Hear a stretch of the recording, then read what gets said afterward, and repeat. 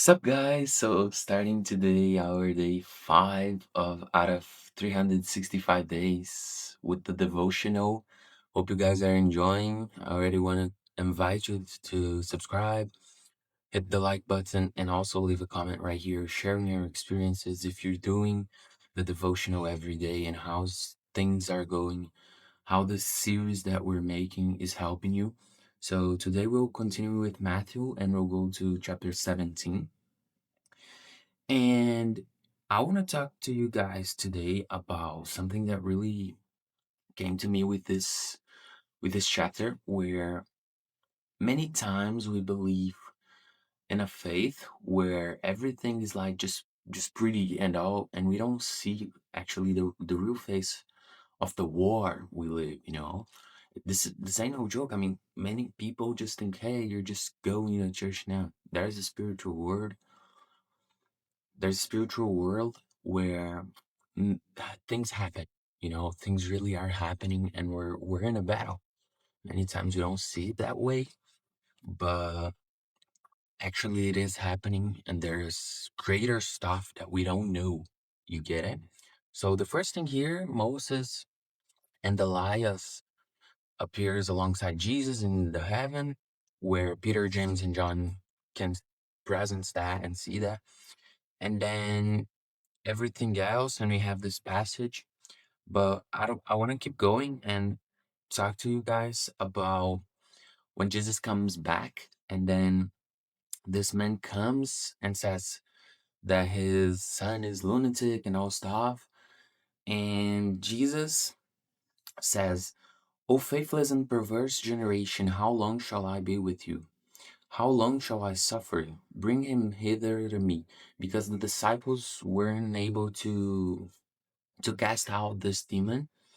And then the text goes on and says, and Jesus says, because of your unbelief, the disciples came and asked, why could we not cast out? But then Jesus said, because of your unbelief, for verily I say unto you, if you have faith as a grain of mustard seed, ye shall say unto this mountain, remove hence to yonder place, and it shall remove, and nothing shall be impossible unto you. So, and also he says, howbeit this kind goeth not out by prayer and fasting. And I want to really talk about this two stuff. First, what is having a faith like a grain mustard? It's not the size, many times I've already thought that the size. So, oh, it's just the size, but that's not the point. The grain of mustard, what it really happens is that it's like undestroyable. You could put it on fire, you could smash it, you could do anything. It literally won't destroy itself. You can do any process that humans know, and it wouldn't break apart, you know? And that's the thing. That's the kind of faith Jesus is talking about, not the size exactly. He's talking about a faith which you can pass through any circumstances, through anything, and you still will believe. You still will know and be sure that Jesus makes things happen. Okay, so many times you're gonna think like, oh, but this situation is impossible. Dang it, don't think like that. Because if you know his power, then you'll have a belief that will be like a grain of mustard. And you know that even if the situation apparently is impossible, you'll know that he is able to do and provide and restore and make things whole again. You know? So many times we believe, oh, but this time, no, this cancer, no, this disease, this money financial problem, this is impossible, it's just too much. I mean, if you're following his word and doing things right, you have to believe that he will make a way through that, even though many times won't be the way you think. So many times you'll suffer consequences, you'll have problems, but at the end, you have to know that he has a better plan in that situation. You have to believe that he's going to make things happen. He's gonna make things right. I mean, what was the text saying about casting out a demon? But many times we believe that we're just going to church. We're just preaching some cool words, some personal development, some I don't know, some moral evaluation, but evolving, something like that. But that's not the point. I mean, he didn't call us just to be better minded, He called us to really become better persons, not just in that sense, but truly having a solid, on a rock, firm foundation. That's what he wants, And that's a faith where you can pass through anything. And also, the importance of praying and fasting.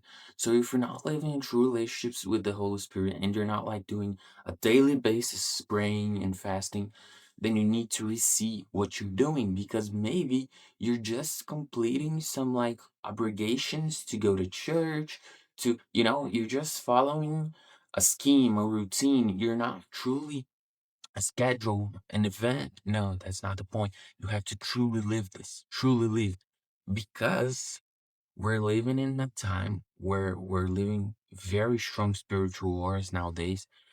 It's always been like that, but today things are even worse, even more open. You can just see the LGBT movement, and you'll see what's going on. You'll see that those stuff ain't normal. They're very more advanced, And I mean, how long are we going to stay like hidden and not fighting the war that the Lord has called us? The Lord, where we're fasting, we're praying, we're searching, we're changing our local community, right?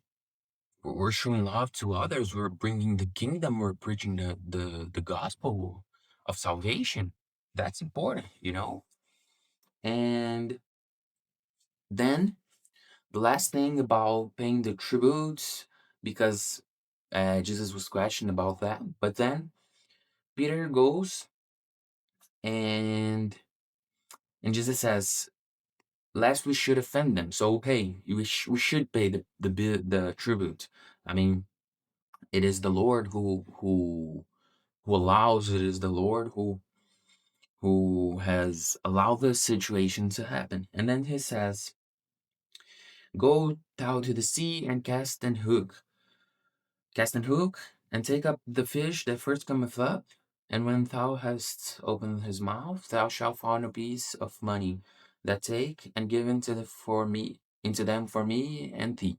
So what he's saying here is basically the provision coming out of a fish. I mean, this is incredible, because many times you believe that there's no possibility on achieving provision. You think, hey, this financial problem and all, but there is always provision in God. And this is why you shouldn't be um, afflicted, you shouldn't be anxious because of this stuff. No, you should be free. You should be set free. You should relax, If you're doing your part, if you're not being lazy, then he'll provide. I mean, you're working, you're doing everything you can, you're honoring what he's given into your hands. You're literally investing and keeping his money and the things he has given you the best way possible. Then you don't have to worry. You get it? So that's it, guys. Hope you guys enjoyed, and hope you can truly start nowadays living this true deep relationship, fighting wars alongside the kingdom of heaven, and also knowing that he'll provide anything for you that you need. That comes to financial, sexual problems, and relationship problems, and every other area of your life. So no matter what you're facing, disease, anything, he is the answer. Okay. Thank you, guys. See you next time.